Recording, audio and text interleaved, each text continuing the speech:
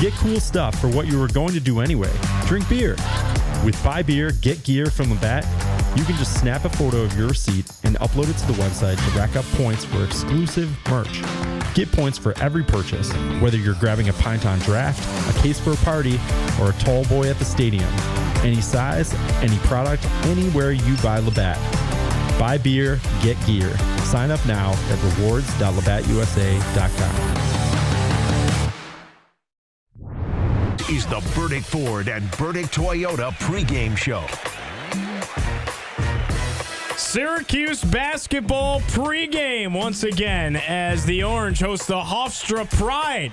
Only a handful of non-conference games left in the 2025 season, and we got you covered all the way up until tip-off right here on CuseSportsTalk.com and ESPN Syracuse. Hi, everybody. Giovanni Heater with you. So glad that you're joining us on your Saturday afternoon, whether you're still taking that drive up to the Dome, getting ready to get in there, get back to the warmth, whether you're at home, hanging out, getting ready to watch some Syracuse basketball. If you're out and about, if you're doing some Christmas shopping, if you got Saturday plans, if you're hanging out with us, we appreciate you. And as always, we thank you for joining us here on Cuse Sports Talk and ESPN Syracuse. Phone lines are open for the next hour as we get you set up for the Pride and the Orange. That number to call is 315-437-7644. That's 4 ESPN 44 if you want to chime in on the chat and talk some Syracuse basketball. Giovanni Heater with you for the next hour,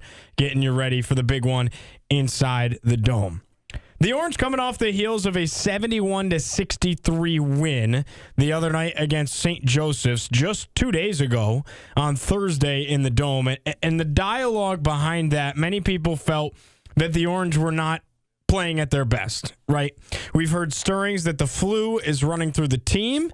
We've heard that the 9-day layoff, the 9-day layover between the trip to Vegas, the win over Tennessee, and then having 9 days off before playing again certainly could have formulated a little bit of rust on this team.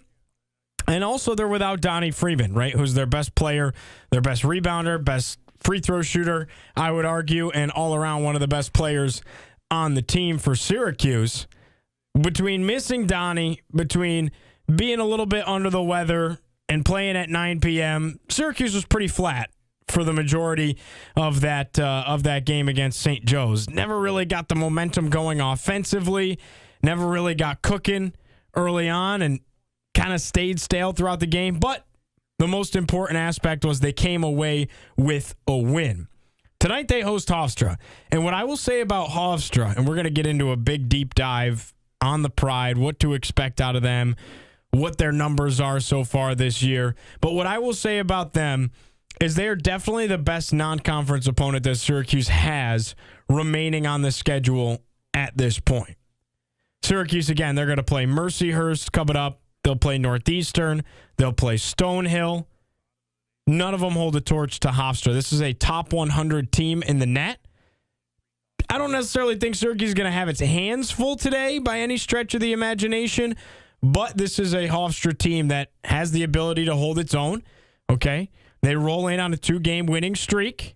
They beat a power conference opponent last week. They took down Pittsburgh in the 4-1-2, 80-73, the final score. Now, I do believe Pittsburgh is one of the bottom teams in the ACC this year. It's a bit of an off year for Jeff Capel.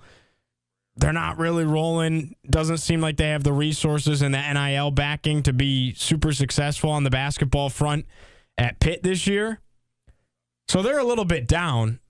But for Hofstra to roll in there and take them down to the Peterson Event Center, you definitely have to look at that with your eyes open a little bit as they roll into the Dome and look to do the same against Syracuse. Hofstra also coming off the heels of a 92-23 win over Old Westbury on Wednesday. Team comes in at 6-4 on the year. Syracuse 6-3. Of course, current net rankings for the two teams.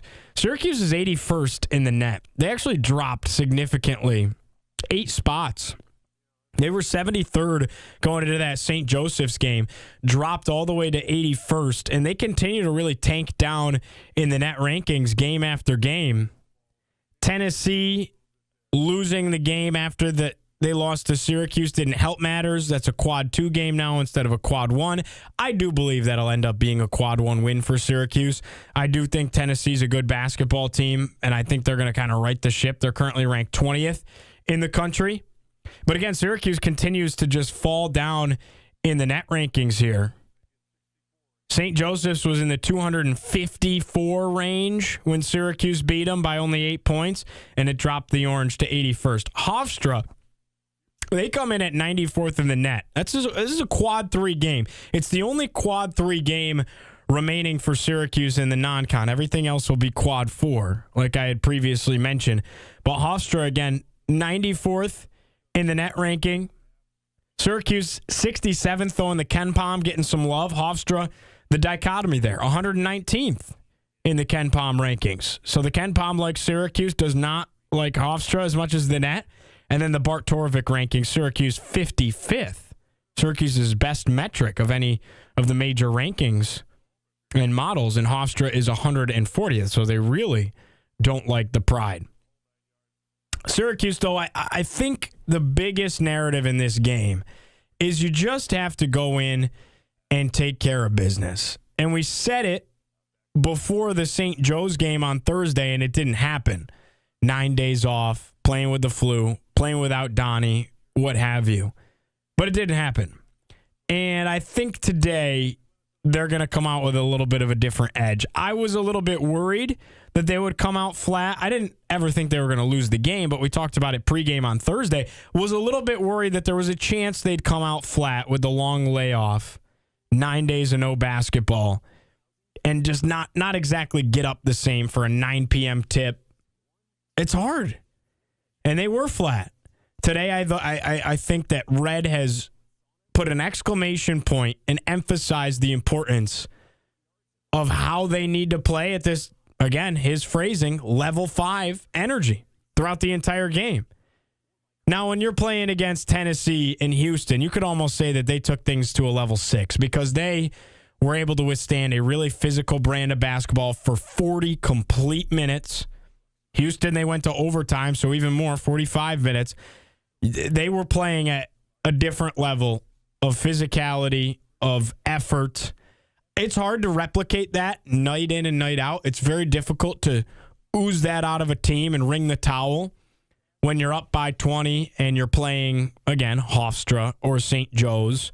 And it's no disrespect to those programs, but let's get real. These aren't conference games, and you're not playing against a super highly touted opponent. And many could argue that in coaching, you got to get up for any game. If you're a player, you got to get up for any game.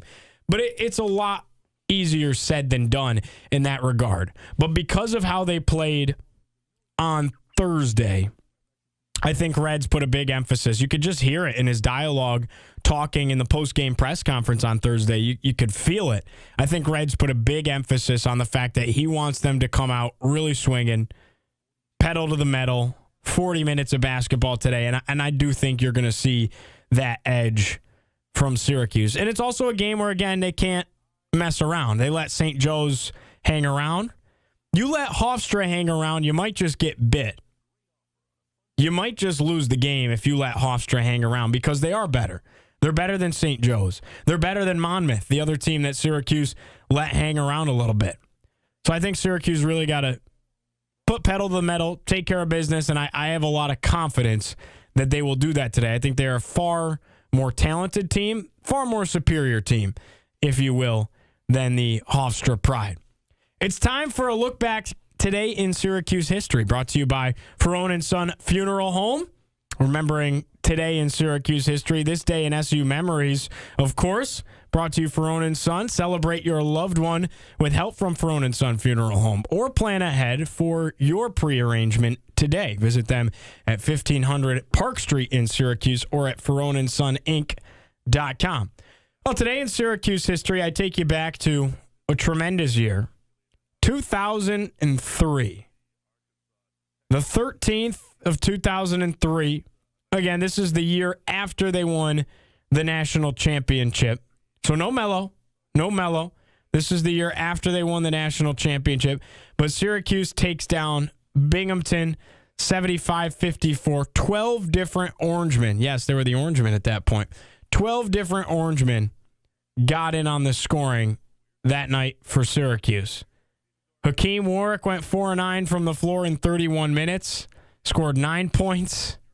You got 6 points out of Josh Pace, 4 points out of Craig Forth, 9 points out of Jerry McNamara, 5 points out of Billy Edelin, 4 points out of Demetrius Nichols, 2 points out of Ranil Heron, 5 points out of Daryl Watkins, 8 points out of Matt Gorman, 12 points out of Terrence Roberts, who led all scorers that night, 6 points out of Jeremy McNeil, and then 5 points to round things out of Louis McCroskey. 12 different scorers and only one scorer in double figures.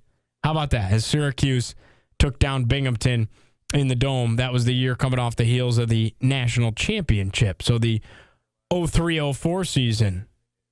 But fascinating enough. No question about it. Phone lines are open, 315-437-7644 if you want to get in on the action. We're getting you ready for Syracuse and Hofstra. It's a game day here in Central New York. If you're heading up to the Dome, get in there, get warm, get in there safely. If you're driving around doing your Christmas shopping, we appreciate you hanging out with us. Hope to hear from you as well with those phone lines open. We'll be back after this. Plenty more to unpack between the Pride and the Orange coming up at the top of the hour. You're listening to Cuse Sports Talk and ESPN Syracuse. Ball pregame prior to every game, built by IKEA.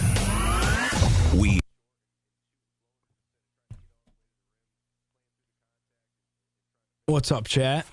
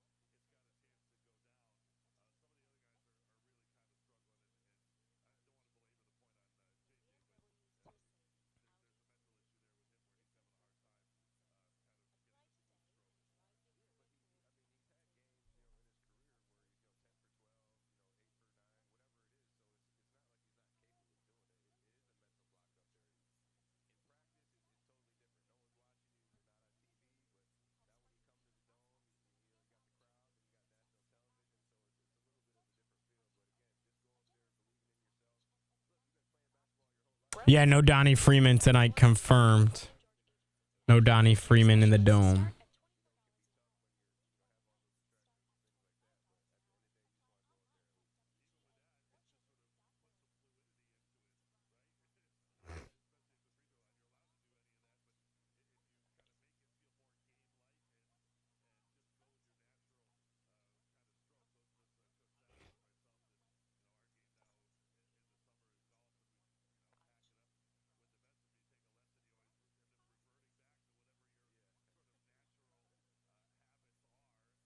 Yep, no Donnie Freeman. What's up, guys? How we doing?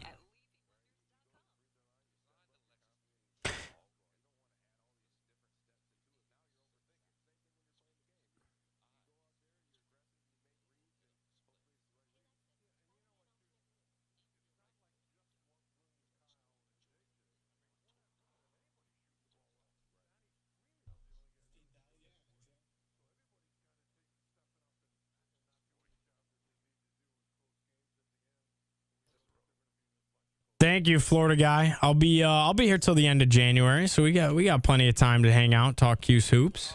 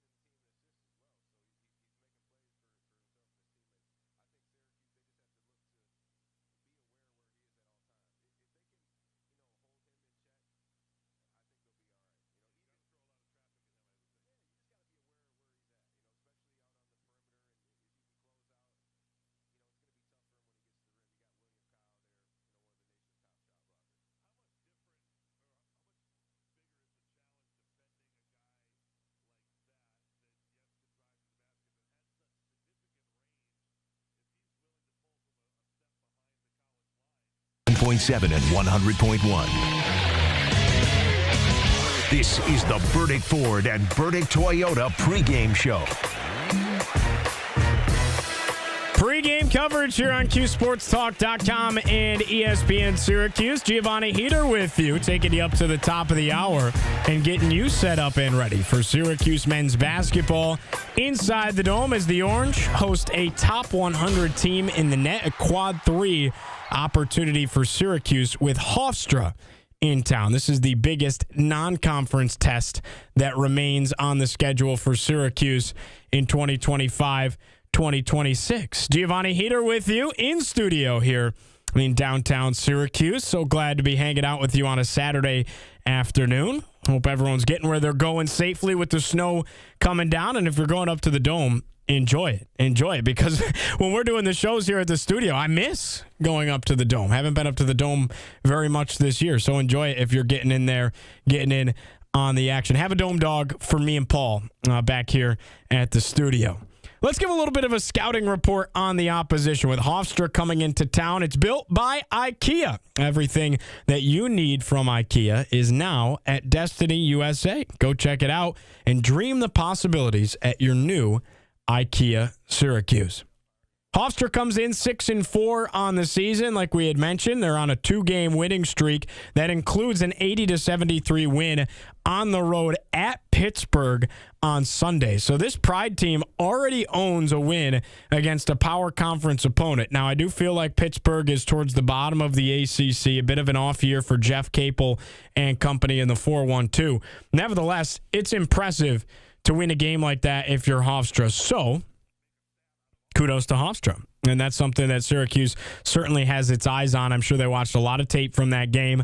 Hofstra, a quad 3 opponent, ranked 94th in the net rankings as it stood this morning. Looking at some of the numbers for Hofstra, this is a team right now that, scoring-wise, pretty middle of the pack nationally, 78.6 points per game. That's good for 162nd, but it's the defense that's impressive. Tied for 41st in the country, they allow just 66 points per game. Scoring margin, 74th in the country. Some other numbers that stand out.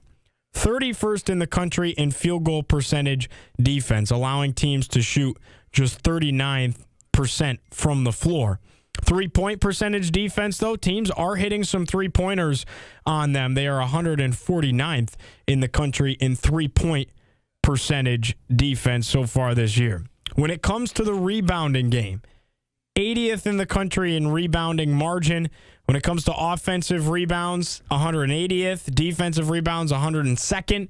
So nothing too crazy there that stands out. Pretty middle of the pack across the board. Assist-to-turnover ratio, they are 140th in the country, just above +1 in that category. You look at Syracuse and how some of their stats fare compared to Hofstra.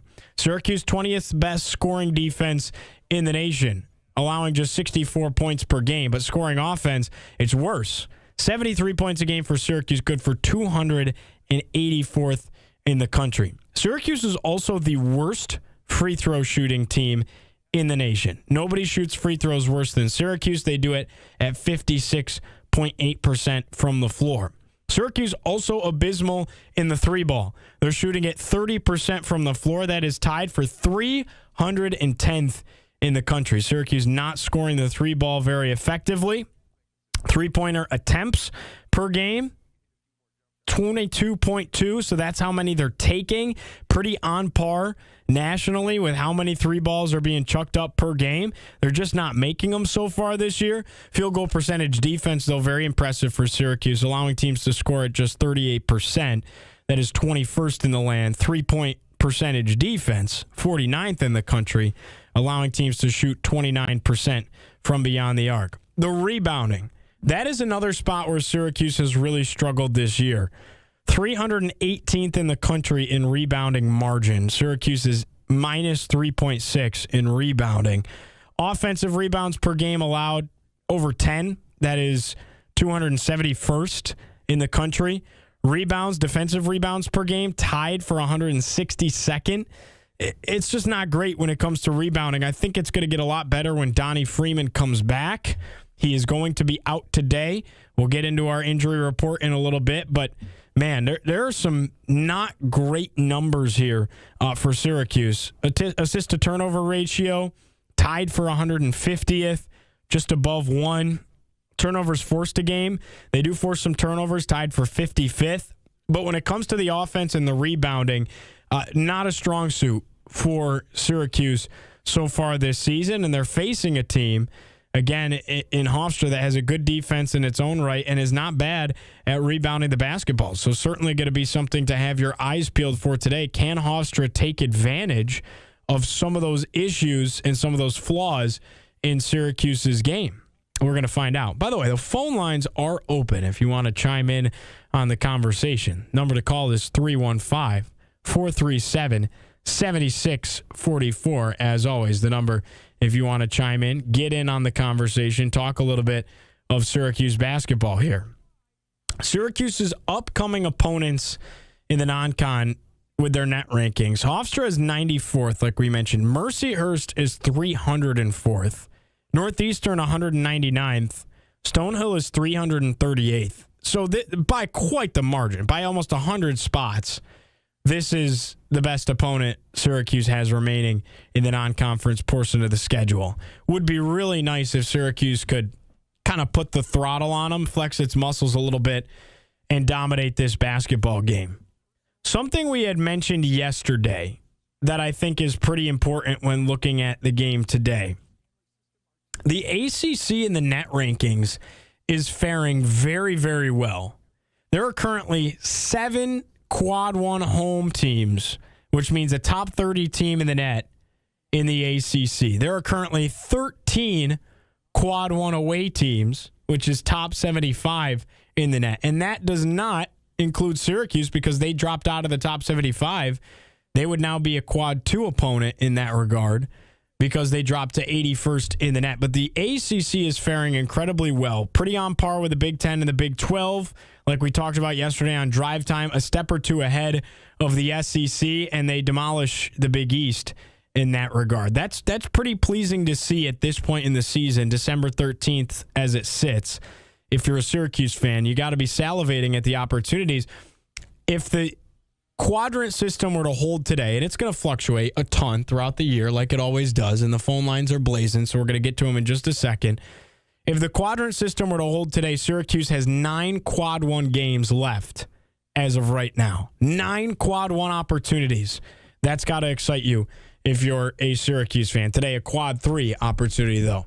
Let's go to Govendo. We got Govendo on the line. Govendo, how we doing, man? I'm awesome.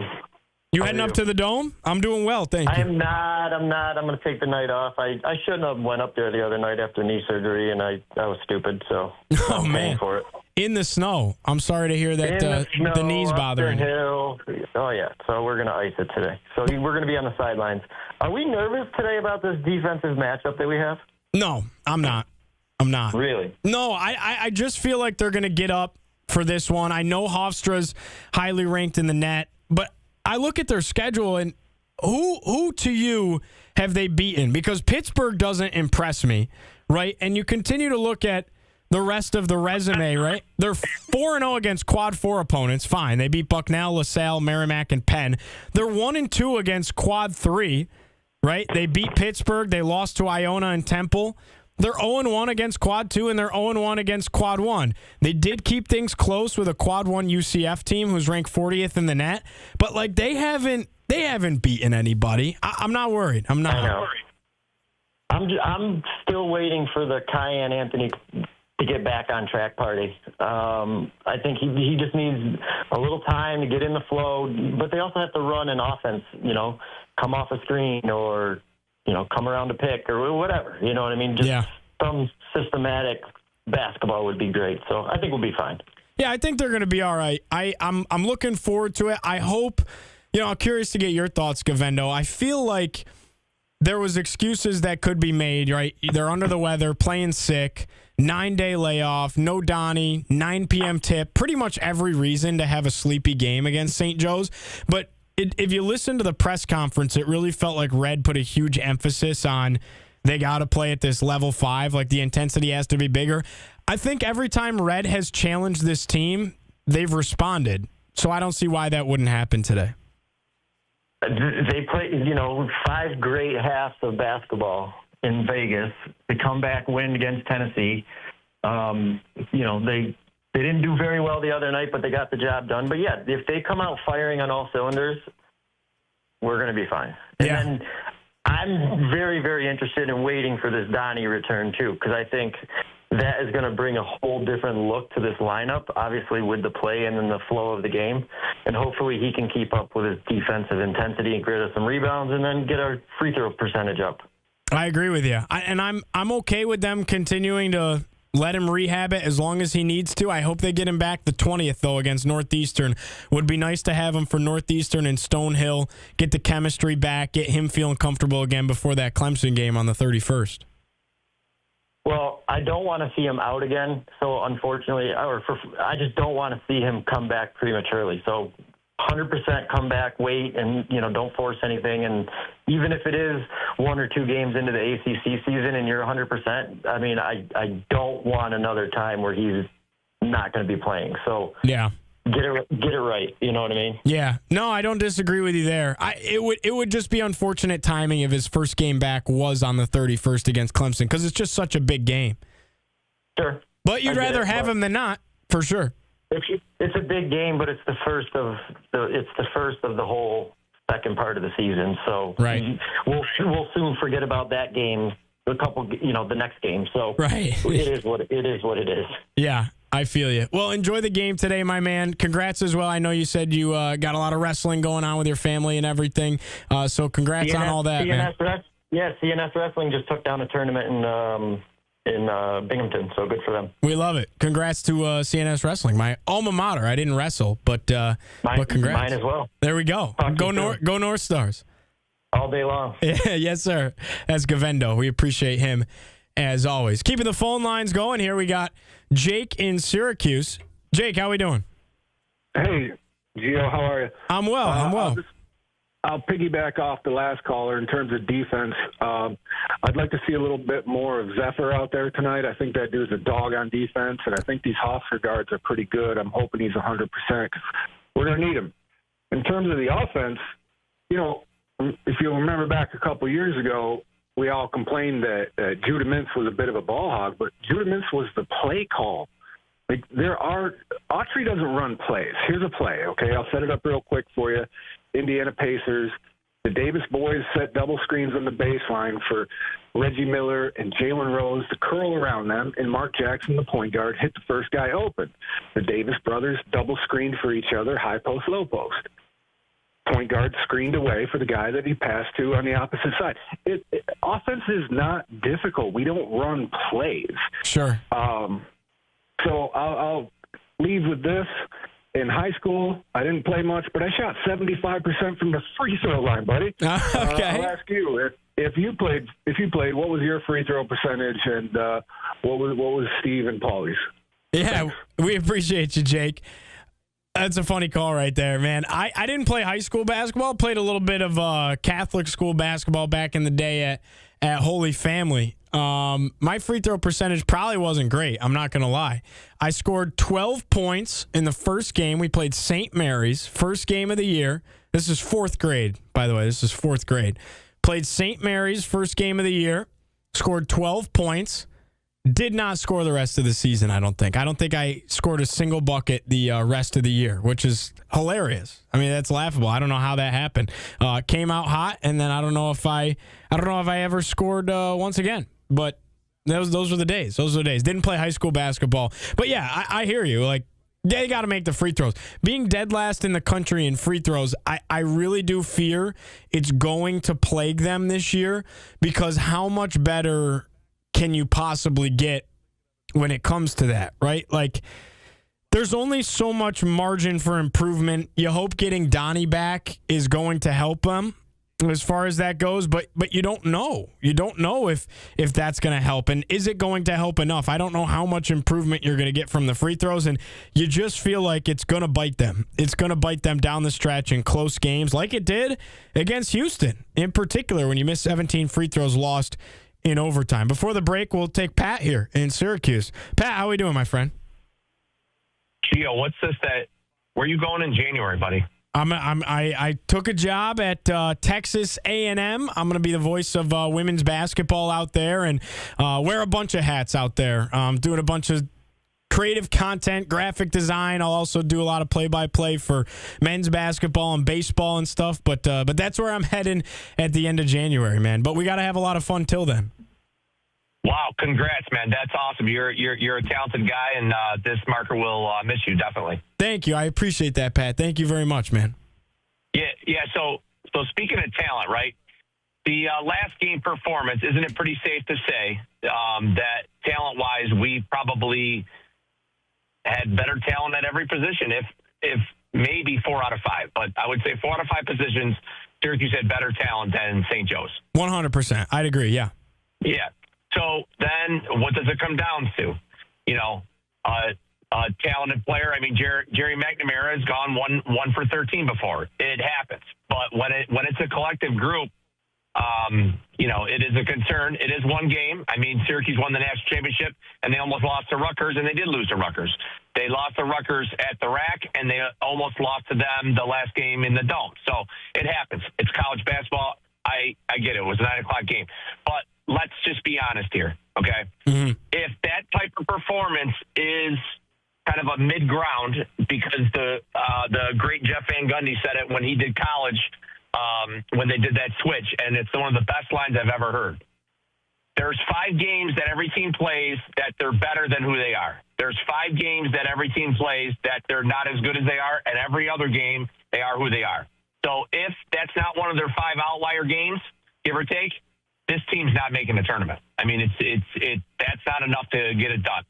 I mean, Virginia Tech is a bubble team, and they smoked that team. So, right.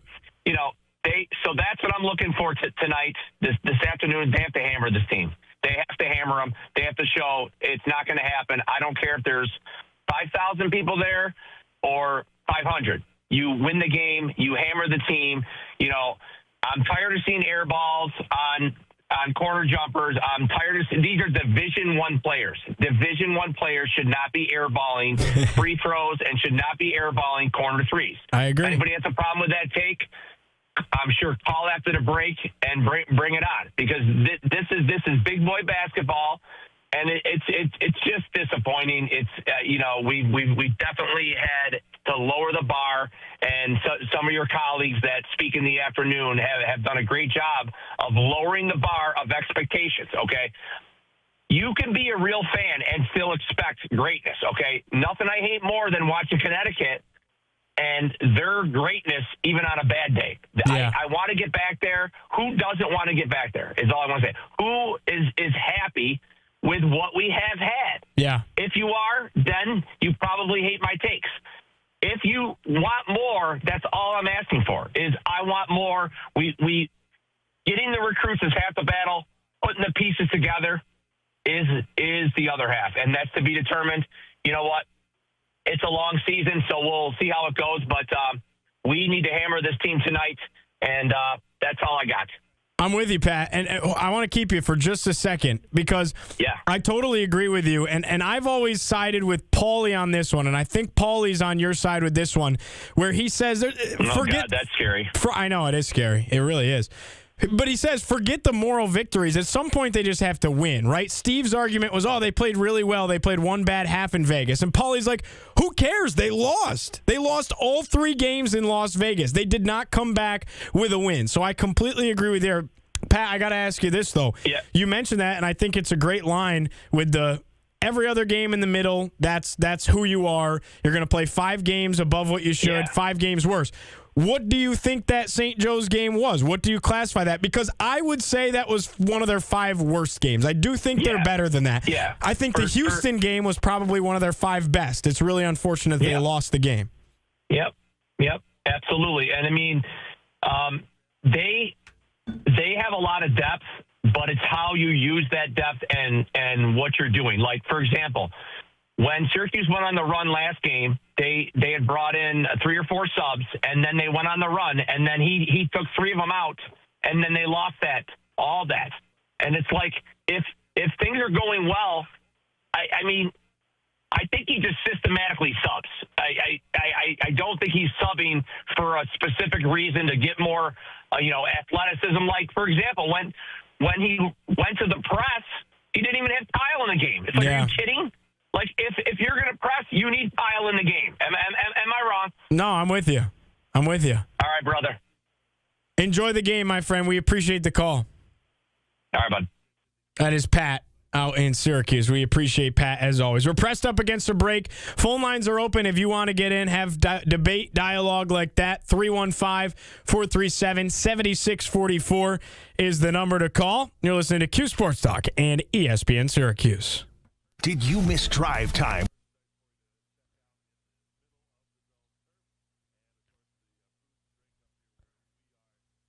We love talking Cuse hoops. But Pat's right, guys. Honestly, I'm with Pat. This used to be a once very, very proud program. And the standard just has not been, like, the accountability on the standard hasn't been there.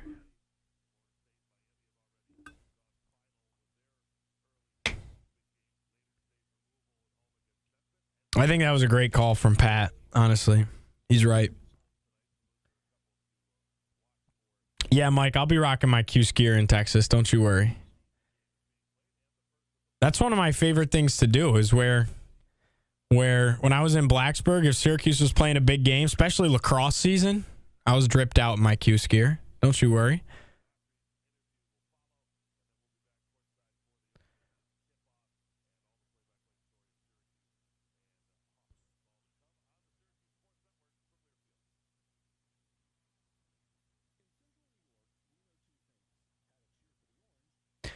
Yeah, I think Kyle's super athletic. Appreciate you, Mike.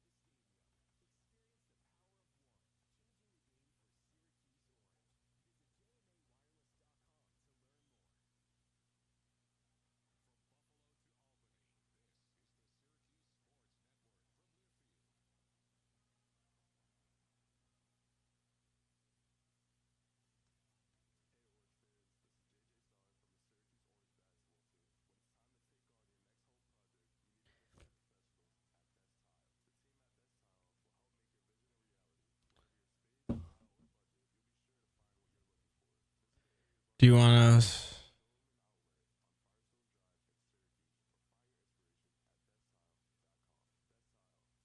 to... No, Tim's great. Tim's the man.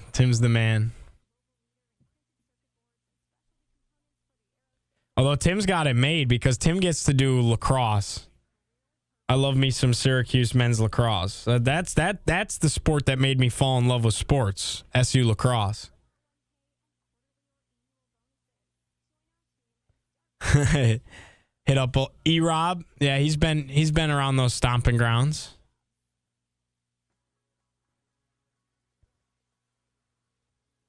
Still trying to solidify where I'm going to live down there. Maybe I'll have to hit up E-Rob. I don't know him though. And he's going to LSU anyway, probably.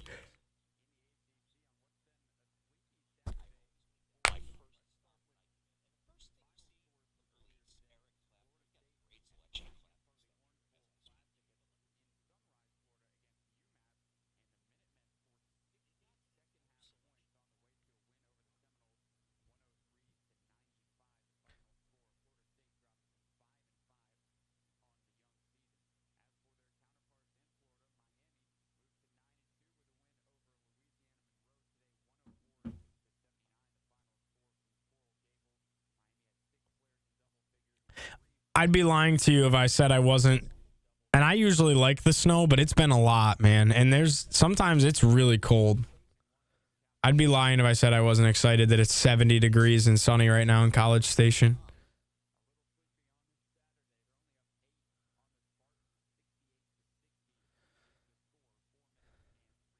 ESPN AM 1200. This is the Burdick Ford and Burdick Toyota pregame show.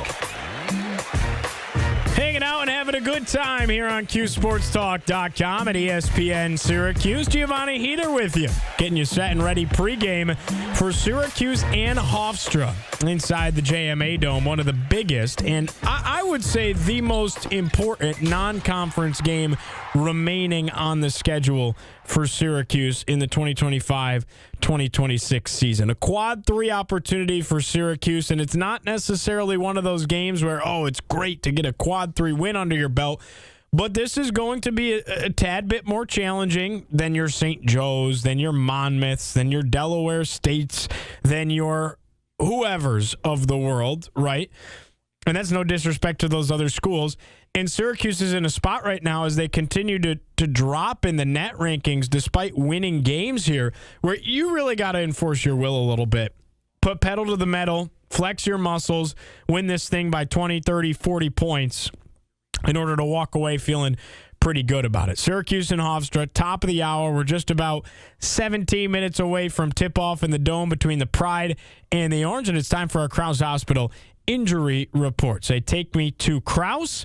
No Donnie Freeman tonight once again for Syracuse. We had mentioned that and touched on it earlier in the show, but no Donnie Freeman for Syracuse. He will be out of commission once again. He has now missed each of the last 5 games. Tonight will be the 6th consecutive game Donnie Freeman misses.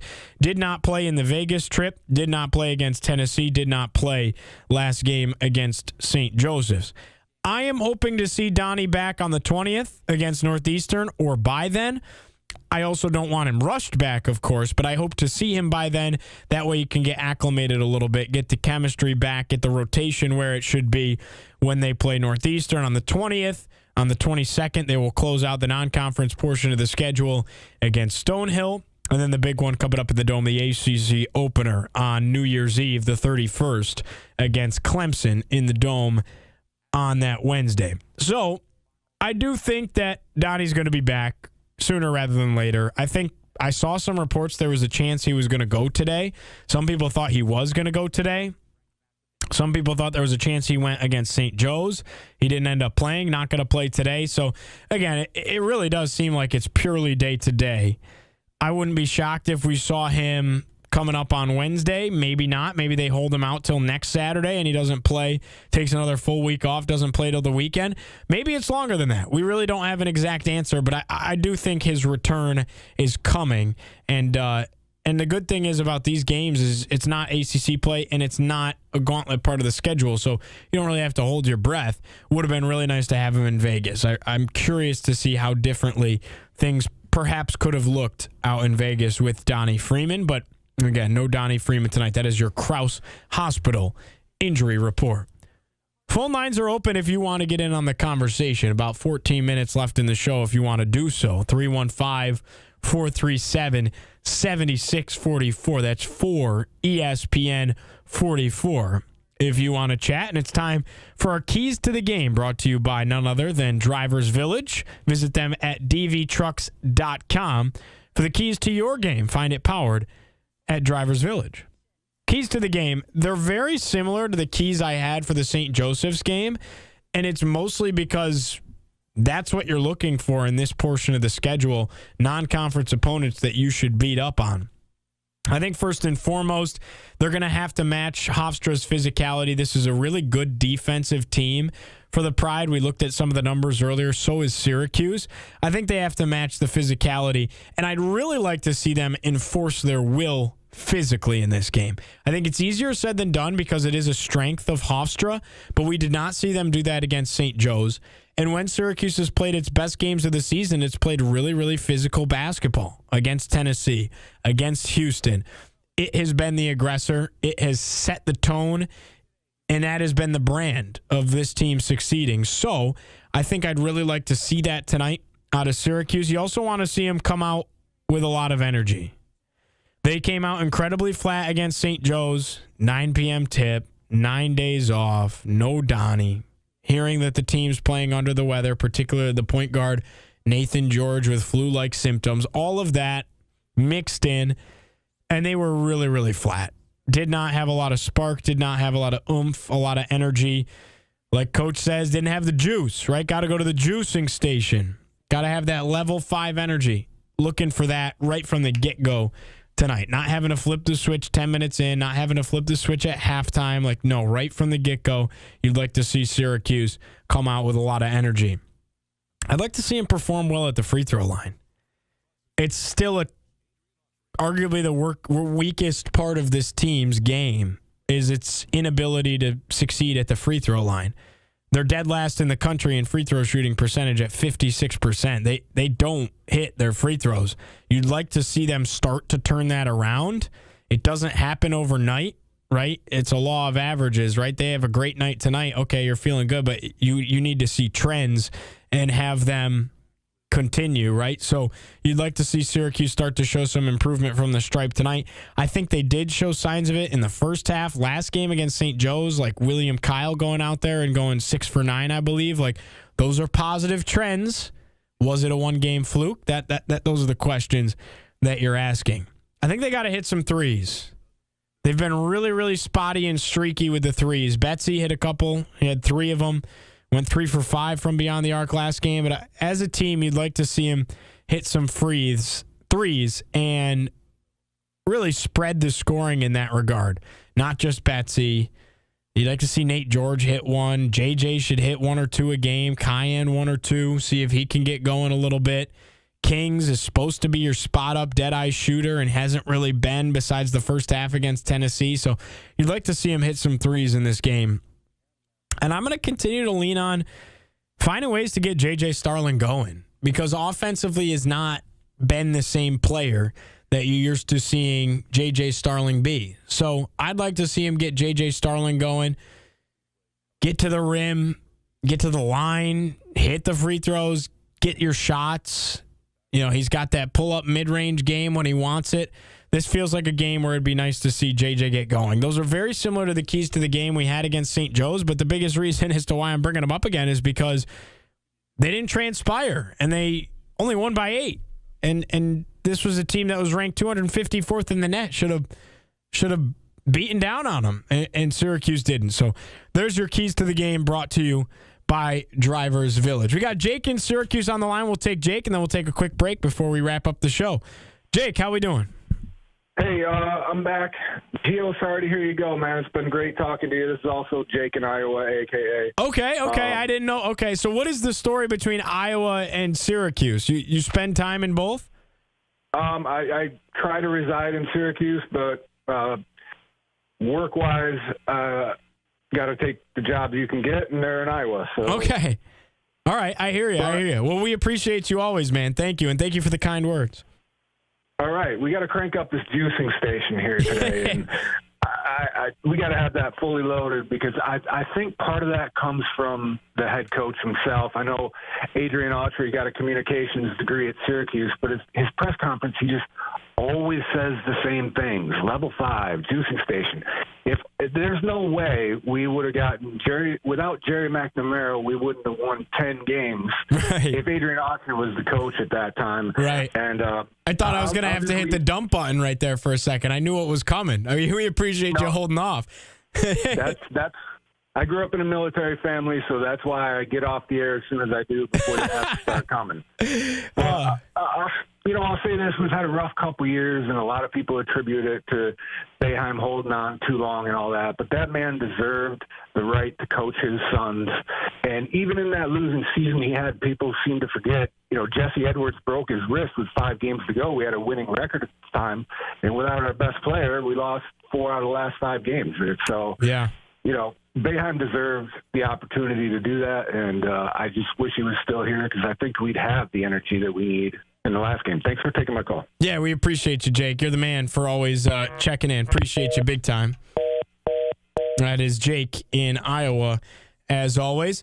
No, I'm with you. I am the biggest Boeheim fan, you could ever have growing up here in Syracuse. And again, I wasn't around for a lot of it. I was really only around for the tail end of it. But still, your childhood is these 25-0 starts in 2014 with Ennis and stuff in the first year in the ACC. 21-0 a couple of years before with Michael Carter-Williams. Trips to the Final Four in 2013 and then again in 2016, right? It's like these are the memories that I grew up with, and how important basketball is in Syracuse. None of that happens without Coach Boeheim. I've read his book. I've had the opportunity to talk to him a couple of times at ACC tournaments in person and have expressed my appreciation for what he's done here. Yeah, I find myself at times watching this team, the talent on this team, and thinking, man, like, what would it look like if Coach was coaching? And Red's doing a great job. I do think that they did a nice job assembling this team. I do think they're a tournament team. Like, I think they're getting back to the tournament. I have high hopes for the season this year, but I'm with you. Boeheim coached the heck out of those guys, and Boeheim never failed to entertain in the press conferences as well. He's one of one. Jim Boeheim is absolutely one of one. He is Syracuse through and through. We appreciate Coach Boeheim always, and phone lines are open if you want to get in on the other end, 315-437-7644. Wrapping up the show after this, getting you ready for Syracuse and Hofstra on ESPN Syracuse and CuseSportsTalk.com. Did you miss? Florida guy, the book is it is called Bleeding Orange. It's called Bleeding Orange.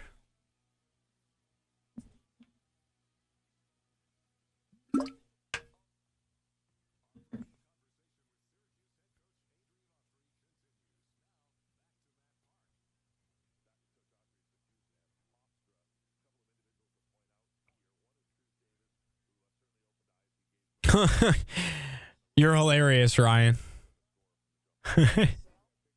You guys are funny.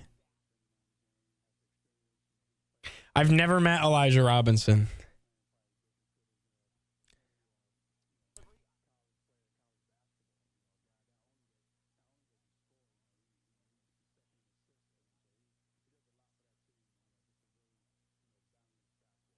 See anybody in the YouTube chat saying anything?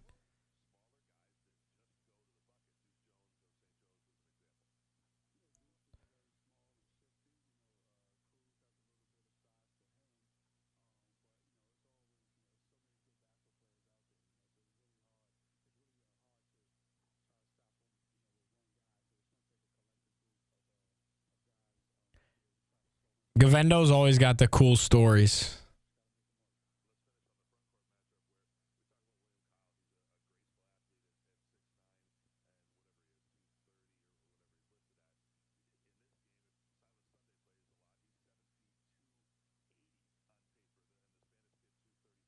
Yeah, Florida Guy. It's a good book.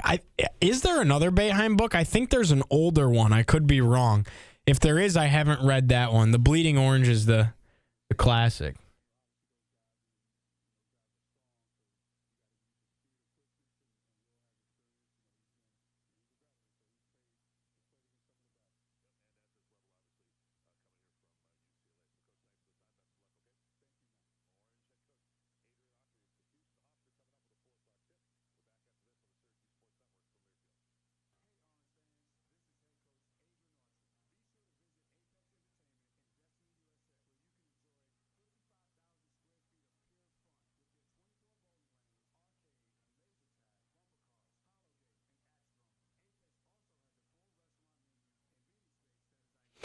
Who's going to win the Heisman tonight?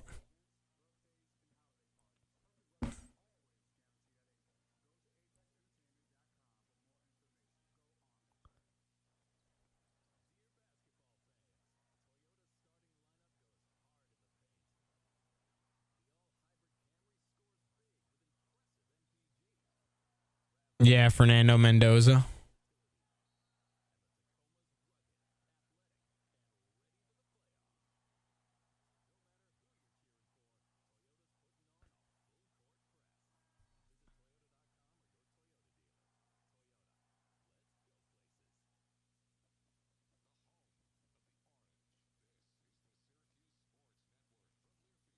Everybody be nice in the chat. Everybody be nice.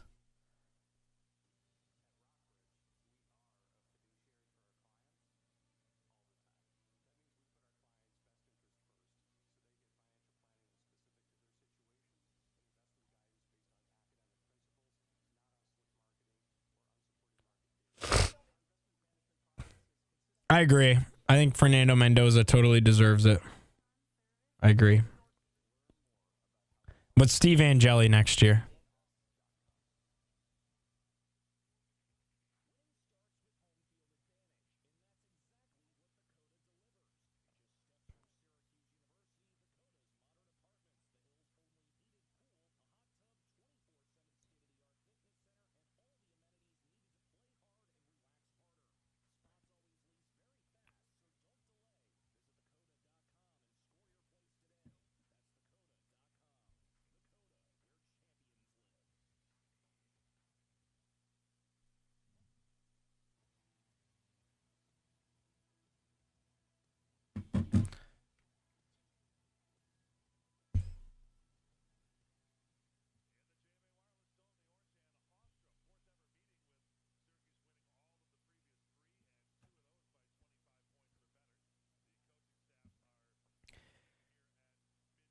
Final segment here on QSportsTalk.com at ESPN Syracuse, getting you ready pregame for Syracuse and Hofstra inside the Dome. Giovanni Heater with you, taking you all the way up till tip-off, just minutes away inside the JMA. And it's time for our Upstate Imports starting lineups, brought to you by Upstate Imports. Nathan George running the point for Syracuse. J.J. Starling will play the 2. Nate Kings the 3. Sadiq White in for Donnie Freeman for the now 6th game in a row at the 4, and William Kyle the 3rd will play the 5, rounding out the starting lineup for Syracuse tonight, brought to you by none other than Upstate Imports. It's also time for our Bringing the Meat segment, brought to you by Hoffman Sausage Company. They've called Syracuse home since 1879, and they've got more than just hot dogs like German Franks and Snappies. They have amazing sausages that take you through the cold months, like their jalapeno cheddar, their Italian, beer bratwurst, and more. Bringing the meats. Who's bringing the meat today for Syracuse? I'm going to say it again. I want to see J.J. Starling cook. I know he had a decent game, scored double figures last game, but it felt like it was pretty quiet in doing so. I want to see JJ take one over. Drop 18, 20 points tonight. Really look like by far and away the best player on the floor. Want to see a little bit of vintage JJ Starling. Still holding out for that. Hope he brings the meat, brought to you by Hoffman Sausage Company tonight. And your final predictions. Syracuse and Hofstra, 2 really good defensive teams. I think it'll be lower scoring. Give me Syracuse, though, to take care of business, flex their muscles a little bit here. I'm going to take the Orange 72. 72 for the Cuse, and we'll say 58 for Hofstra. 72-58. Syracuse wins this one. Maybe not as emphatic as a win as we're hoping. 2 good defensive teams, but I think the Orange get it done. That's my final prediction. Appreciate everybody hanging out with us. Turn that radio dial over to TK99. Matt Park and Jim Saddle and have the call for you on TK99. Join us right back here. Q Sports Talk, ESPN Syracuse post-game. We'll have our post-game coverage breaking down the action between the Pride and the Orange. Enjoy the game, people, right here on Q Sports Talk at ESPN Syracuse. Did you